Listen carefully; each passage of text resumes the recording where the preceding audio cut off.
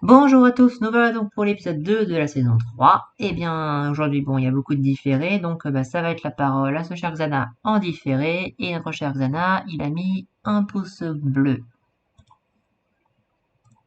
Bon, cet épisode-là, c'était l'épisode Tempête dans la gueule, hein. Enfin bref, le scénario de Flynn, c'est lui et son bateau qui sont dans la tempête, donc il y a des vagues, il y a de la grosse agitation, c'est bien tendu, il y a des gens qui passent par-dessus bord, il y a des gens qui se noient, dont un sous les yeux de John, quelqu'un avec qui il sympathisait juste avant. Donc c'est un peu c'est une scène d'action qui est très tendue. En plus, c'est tout le long de l'épisode. Donc tout le long de l'épisode, tu te dis oh putain, qui va y passer, qui va passer. Mais Flint il s'en sort, Billy il s'en sort, John il s'en sort. Le problème, c'est qu'après ils sont sur une mer calme, ils sont à 3 semaines de la côte et ils ont que une semaine de provisions. C'est un peu la merde. Entre-temps, on a Eleanor qui du coup raconte un peu son passé au gouverneur Rogers. Il lui explique en gros que à l'époque, elle a fait en sorte de jarter le capitaine le plus, disons, influent de l'île de Nassau pour asseoir un peu la famille Guthrie.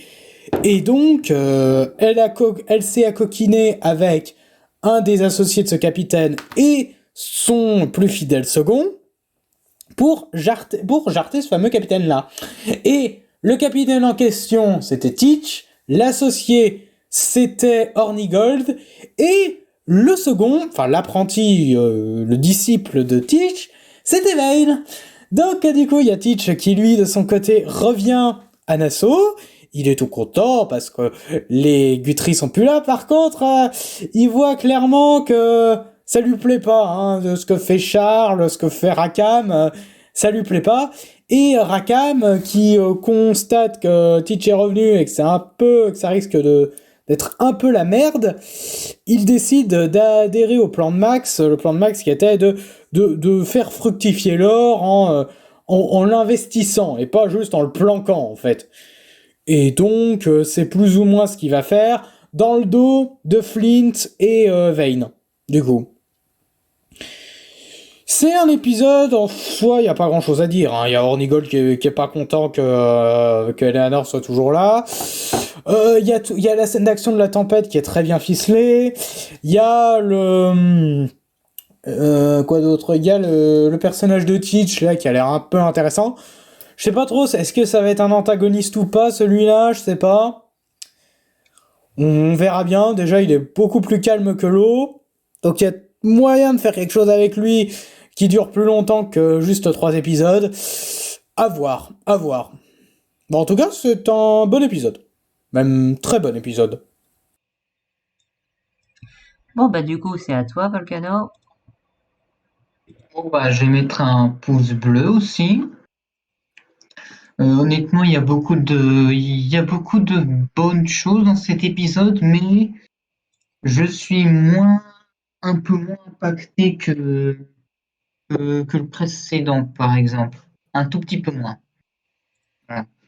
Bon, et déjà, pour Flint, on sent clairement qu'il est dans la merde. Moi, ce que je me demande, c'est comment il va se sortir de là, puisque le navire, ils n'ont plus qu'une seule semaine de provisions, et on ne sait pas trop où ils sont. Ils sont paumés en pleine mer. Voilà. Et ensuite, en ce qui concerne Guthrie et Léanor, je me demande aussi comment ça va se ficeler, ce truc aussi. Voilà. Bon, j'ai pas grand-chose de négatif à dire, hein. Je suis un peu comme Xana et je sais pas quoi rajouter d'autre. Voilà. Bon, du coup, je laisse la parole au suivant. D'accord. Eh bien, du coup, ça va être la parole à Brian, qui a aussi mis un pouce bleu. Pour moi, ce sera un pouce bleu. Cet épisode se centre principalement sur Flint et son équipage qui affrontent la tempête afin d'échapper à Hornigold et Dufresne. Le navire devient de plus en plus en mauvais état et des gens meurent, dont un sous les yeux de Silver dans une scène assez forte, je le reconnais. Mais une fois la tempête terminée, ils sont assez loin des côtes et avec très peu de provisions. Du coup, tout cet arc autour de ça est très prenant à suivre avec des scènes très marquantes. Du côté d'Eleanor, elle raconte à Roger son passé avec Vane et Hornigold, ainsi que la manière dont ils se sont débarrassés d'un dangereux pirate, Edward Teach, alias Barbe Noire. Et un peu plus tard dans l'épisode, elle croise Hornigold et Dufresne, qui non seulement ils ne sont pas ravis de la revoir, mais ils annoncent à Rogers que Flint est mort dans la tempête. Donc toute cette sous-intrigue autour d'Eleanor, elle est intéressante et peut promettre dans les prochains épisodes. Et pour finir, on a Barbe Noire qui retrouve son vieil ami Vane, et on voit qu'il n'est pas très content de ce qu'est devenu Nassau après son départ, ni de la manière dont gère Jack Rackham. D'ailleurs, cette nouvelle pousse ce dernier à accepter la proposition de Max et changer le butin pendant la réparation du fort. À nouveau, c'est un arc intéressant à suivre qui montre quand même la dangerosité du personnage de Barbe Noire sans scène de violence, contrairement à Ned Lowe. Du coup, cet épisode est très bien dans l'ensemble et j'ai hâte de voir la suite. Je laisse la parole au suivant. Et ben du coup, c'est Henri qui a aussi mis un pouce bleu. Pour cet épisode, je vais mettre un pouce bleu, j'ai pas vraiment grand chose à dire. À part le fait que Flint rêve de Madame Barlow, ce qui fait qu'il me pose la question de qu'est-ce qu'il a à dormir pendant qu'il est en pleine tempête alors qu'il sait très bien, enfin voilà. Sinon, le fait que Barbe Noire a été le mentor de Vane, c'était sympa aussi, je trouve. Et voilà, c'est tout ce que j'ai à dire sur cet épisode. Hâte d'en apprendre plus sur comment Eleanor Guthrie va retourner sa veste, soit face aux pirates, soit face au mec qui le ramène à Nassau. Et voilà, je donne la parole au suivant. Techniquement, Henri, ça fait longtemps qu'Eleanor a retourné sa veste. Hein. Enfin bref, du coup, ben moi, ça va être aussi un pouce bleu. Bon, je sais pas trop. En fait, en ce moment, je sais pas trop comment noter. Bon, enfin bref, du coup, cet épisode, globalement, il y a toute la tempête, et moi j'adore la scène d'aller sur le navire dans la tempête, parce que j'adore ça, voilà. Cherchez pas pourquoi, j'adore les navires dans la tempête. Enfin, j'adore les navires tout court. En grosso modo, il y a la tempête, et bon, il y a un développement par rapport à la facilité que Flint a eu de pousser les gens à le suivre sans discuter dans cette tempête, ce qui le rend plus dangereux, très dangereux, et John s'en rend bien compte. Et il y a tout ce qui se passe, notamment la folie que Flint semble avoir, parce qu'il faut quand même être un peu cinglé pour rester là-dedans.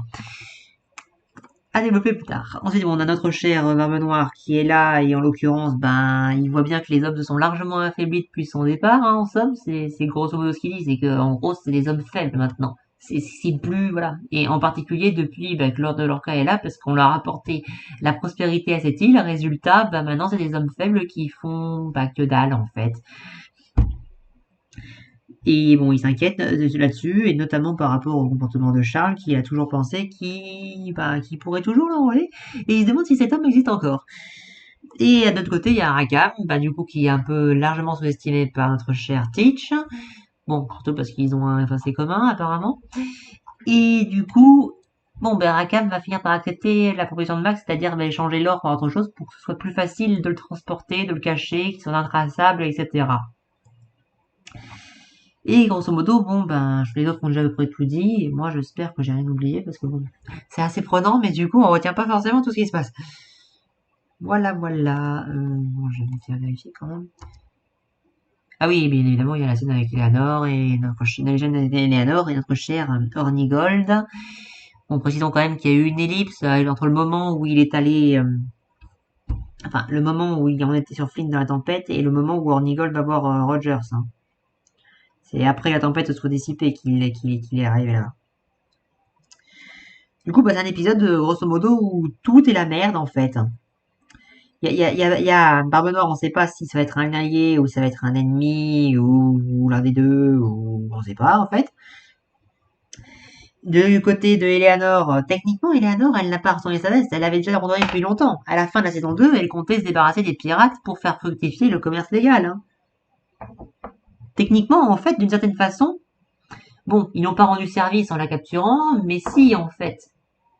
Parce que, enfin, non, parce qu'il y a son procès, etc. Mais techniquement, au vu de ce que ça amène, vu qu'elle est aux côtés du gouverneur qui veut ramener l'ordre à Nassau, pour l'instant, en tout cas, bah, pour l'instant, techniquement, ses objectifs, c'est les mêmes. Hein. Voilà. Et ben, notre Flint, pour l'instant, ben, là, ils sont dans les calmes bent, c'est-à-dire dans les zones de calme. Il n'y a pas pire pour un marin que ne pas avoir de vent. Même une tempête, c'est mieux, je dirais. Enfin, c'est tout à cette époque. Et surtout qu'ils ont plus de provisions, donc faut voir comment ils vont se démerder, et ça risque d'être chaud. Voilà, voilà. Bon, je crois que j'ai rien oublié. Et bah, du coup, si personne n'a un truc à rajouter, on va vous laisser. Je me demande si Flynn va encore garder son titre de capitaine encore longtemps. Ah bah ça, je sais pas. Mais remarquez aussi que depuis que il a pété un plomb, en fait, techniquement, Flint, il a complètement abandonné son projet. Hein. Lui, il Ça, veut faire j'avoue. la putain de guerre, là. Hein. C'est plus du tout de conciliation, plus du tout de on va se défendre. Enfin, si, il y a toujours le côté on va se défendre, mais c'est la guerre. En somme, c'est ça. Ah ouais, c'est. Moi, sinon, j'ai rien d'autre à ajouter. Hein. Bon, mais du coup, on vous invite à aller voir la vidéo de Mayo si vous n'en avez pas déjà, et à la prochaine.